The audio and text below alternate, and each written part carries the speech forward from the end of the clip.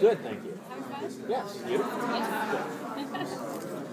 Hello. Yes. So where did Cass go at the end of season 7? You kind of just left Dean. He did, yeah. Seemed like kind of a dick move, huh? It really was. Yeah. Well, we will grapple with that question and answer it in the first few episodes, flashback form. But I won't tell you whether he left because he was going to find provisions to help Dean, or if he left to save his own hide and leave Dean to the wolves. Both are options. Yes. After such a long journey and such a tumultuous journey for your character to feel, what still excites you about it for this next season?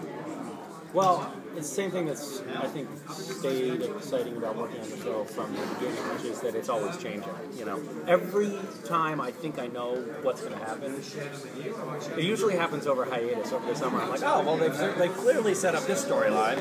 Ah, good, that will be good for me because I'll get to be doing whatever. And then they, you know, kill me at the end of the first episode or something. All right, well, I guess that's not where they're going.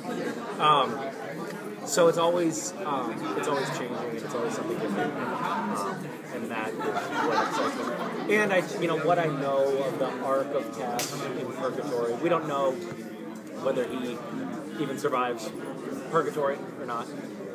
But the storyline in Purgatory is in flashback form is cool, and I'm looking forward to it. I may have a new hairstyle. Spoiler.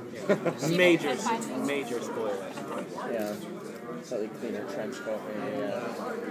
That's great. Is Purgatory still Cass's idea of hell, or what would be his personal hell? I mean, I don't know. It actually sounds like Purgatory has only been. In the script so far, we've only seen a couple of glimpses of it, so I don't have a fully fleshed out picture of what it is to Cass. But I think that it's a very kind of hostile environment where he's forced to live in a very primitive survivalist mode, kind of hellish seeming. I think that it's more. It appears to be more hellish for Cass than hell was. After living with the character for so long, does it become a challenge to continue to take risks? Is there ever, you have to remind yourself that I need to keep pushing myself, I need to keep taking risks? What are you saying about my performance? What do you think? In the beginning, you seemed engaged and to have read the scripts. And now,